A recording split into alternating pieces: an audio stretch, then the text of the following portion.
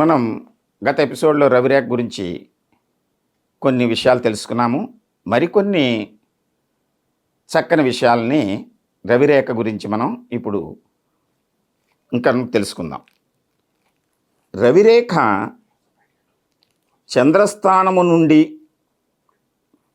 బయలుదేరి రవిస్థానముకు చేరి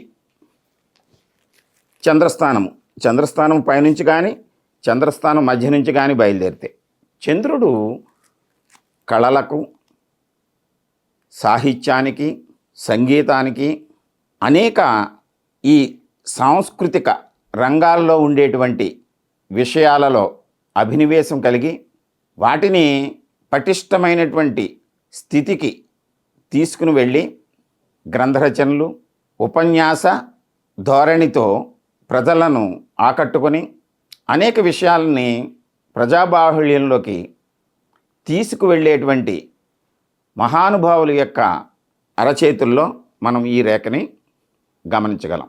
చంద్రుడు ఈ కళలతోటి పాటు సాహిత్యము, సంగీతము, ఇతర సామాజిక రంగాలలో సేవా కార్యక్రమాలు చేసేటువంటి అనేక సంస్థలకు ఆధిపత్యం వహించి వాటి ద్వారా విజయాన్ని సాధించి, పలుకుబడిని సాధించి, ఉన్నతమైనటువంటి స్థితికి చేరేటువంటి వ్యక్తుల చేతుల్లో ఈ రవిరేఖ స్పష్టంగా మనకి చంద్రస్థానం నుండి బయలుదేరుతుంది.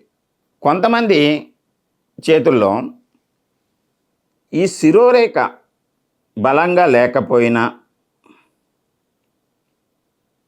అదృష్టరేఖ అంత బలంగా లేకపోయినా, అంటే వారికి అపర మేధస్సు లేకపోయినా, సంపదలు అంతంత మాత్రంగానే ఉన్నా, వారిలో నిక్షిప్తమై ఉన్నటువంటి కళల వలన, సంగీత సాహిత్య అభినివేశము వలన, వాటి ద్వారా సమాజానికి సేవ చేస్తూ అత్యంత కీర్తిని, ప్రతిష్టను పొంది ఉన్నతమైనటువంటి జీవితాన్ని గడుపుతూ ప్రతిభా పాటవాలతోటి తమ జీవన ప్రయాణాన్ని కొనసాగిస్తూ ఉంటారు. అటువంటి వారికి సంపద అంటే మనం ఈ అదృష్టరేఖ మీద చూస్తూ ఉంటాము. అదృష్టరేఖ బలహీనంగా ఉన్నా సరే రవిరేఖ బలంగా ఉంటే వారి యొక్క కార్యక్రమాలన్నీ కూడా వారికి ఉండేటువంటి కీర్తి ప్రతిష్టలతోటే కొనసాగుతూ ఉంటాయి. అటువంటి వ్యక్తులు సమాజంలో అరుదుగా కనిపిస్తూ ఉంటారు. అయితే ఈ రవిరేఖ చంద్రస్థానంలో ప్రారంభమైనటువంటి అరచేతిని మనం చూసినప్పుడు అటువంటి వ్యక్తులకి మనం బాల్యంలోనే చూస్తే ఈ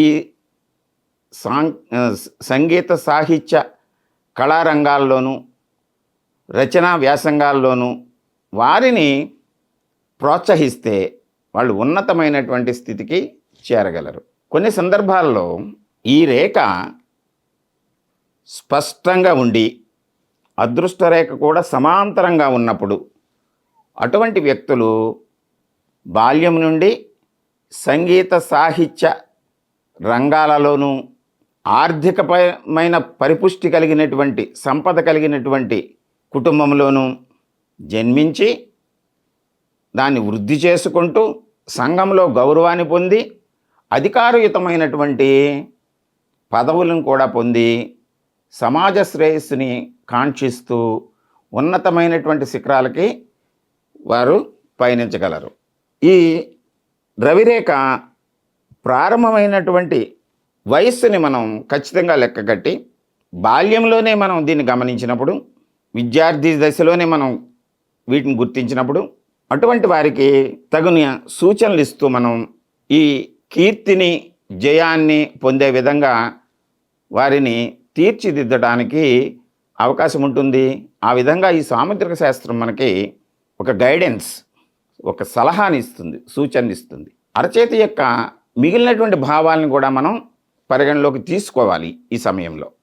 అంటే రవిరేఖ ఉన్నటువంటి వ్యక్తుల్లో చతుష్కోణం అంటే ఈ శిరోరేఖకి హృదయరేఖకి మధ్యలో ఇక్కడ ప్రారంభమైనటువంటి సమయాన్ని మనం 30 తర్వాత, అంటే వ్యక్తి జీవితంలో స్థిరపడేటువంటి సమయాన్నిగా గుర్తించి ఆ స్థిరమైనటువంటి సమయాన్ని ఈ కీర్తి ప్రతిష్టల్ని పెంచుకోవటానికి వినియోగించుకొని ఉన్నతమైనటువంటి శిఖరాలకి చేరటానికి ఈ సాముద్రిక శాస్త్రము దోహదపడుతుంది. దీని ద్వారా మనం ఇంకా అనేక విషయాల్ని మనం తెలుసుకోవచ్చు. మరొక ఎపిసోడ్లో మరలా మరికొన్ని విషయాలను తెలుసుకుందాం.